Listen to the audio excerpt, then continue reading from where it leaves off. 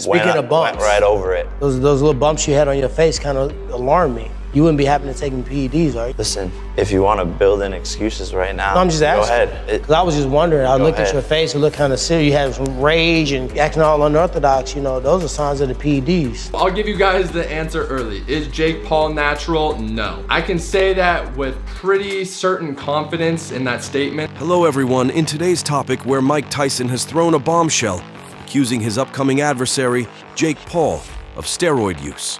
This startling claim has cast a shadow over their scheduled clash, turning what was a highly anticipated match into a spectacle shrouded in controversy.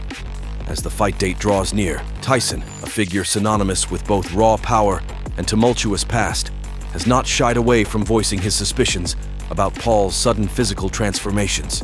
Observing Paul's aggressive training regimen, Tyson remarked on the unnatural progression in his physique and demeanor, suggesting performance-enhancing drugs could be at play. "Those little bumps on your face kind of alarm me," Tyson pointed out in a recent press conference. "You wouldn't be happening to take PEDs, are you?" Jake Paul, ever the provocateur, has responded with a mix of denial and defiance, suggesting Tyson is building an excuse for what's to come. However, the test results spoke louder than words.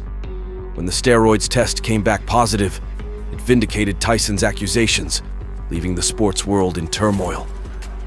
This revelation has not only put Paul's integrity under scrutiny, but has also jeopardized the upcoming fight, with potential cancellations and fines looming over Paul's head. Amidst this brewing storm, Lennox Lewis, the last undisputed heavyweight champion and a stalwart of the sport, offered his insights. Known for his analytical approach and no-nonsense attitude, Lewis expressed both fascination and concern.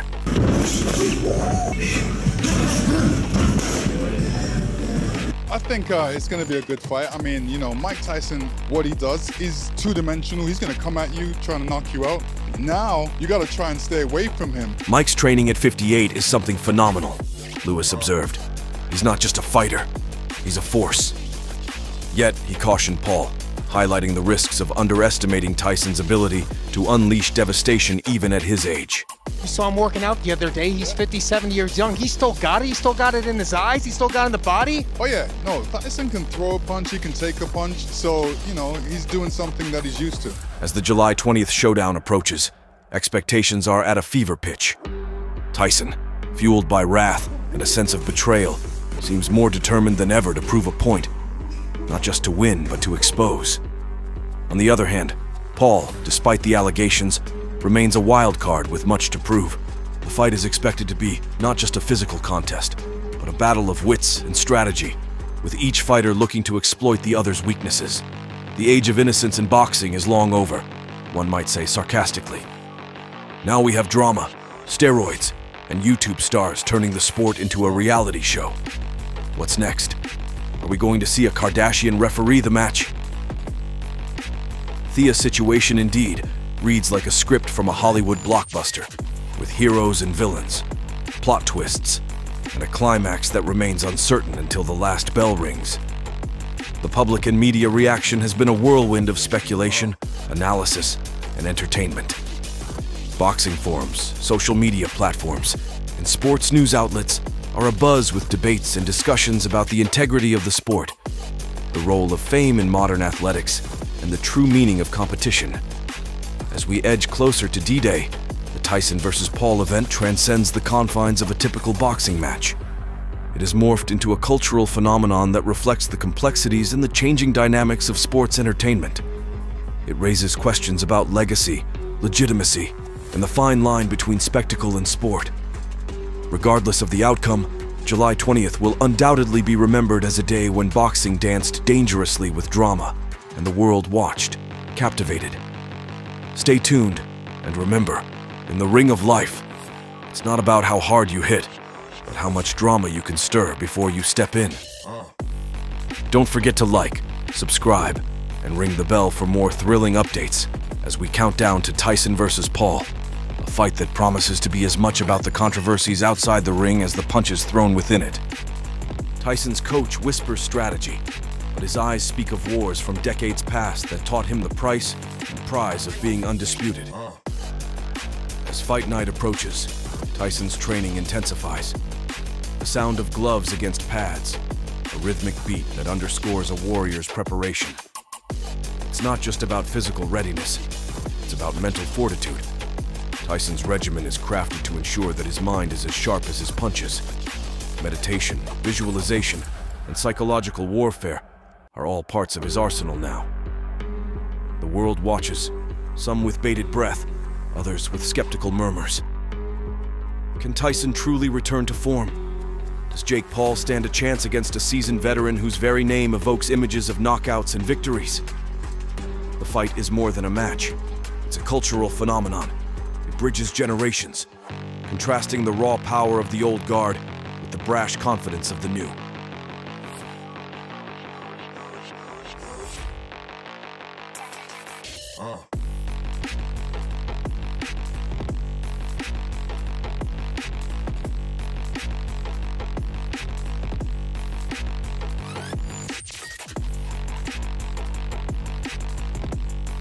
He's not just training, he's sculpting his legacy anew. Stay away from his power. I seen him working out the other day, and he throws some good combinations. So those 6-punch combinations, he has to make sure, I'm talking Jake Paul, make sure that he's not in the way of those punches, because Tyson's a real fighter. Those 6-punch combinations, they're a message. Jake Paul needs to heed that message, or he'll be overwhelmed. Tyson isn't just fighting, he's reclaiming his time, his throne. Lewis continues. Seeing Mike like this, it's like watching a force of nature. He's two-dimensional in his focus, but multi-dimensional in his execution.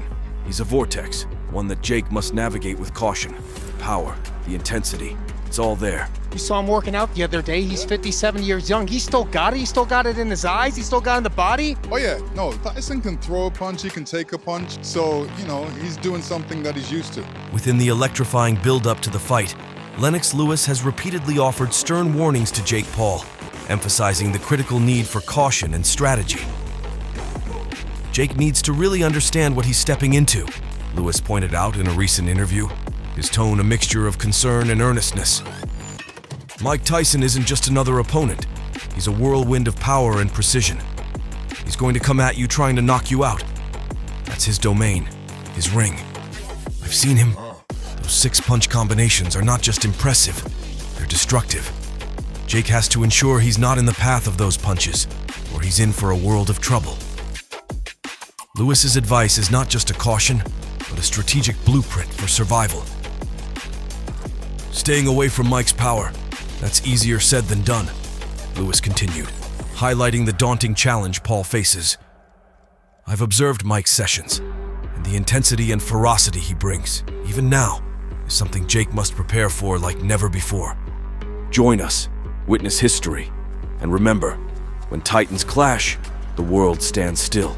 Stay tuned as we bring you closer to the action, with exclusive insights and behind-the-scenes peeks into one of the most anticipated fights in recent history. Almost like the overhand. Subscribe, like, and share as we count down to a night that will redefine what it means to be a champion. This is not just a fight. It's a testament to the enduring allure of boxing.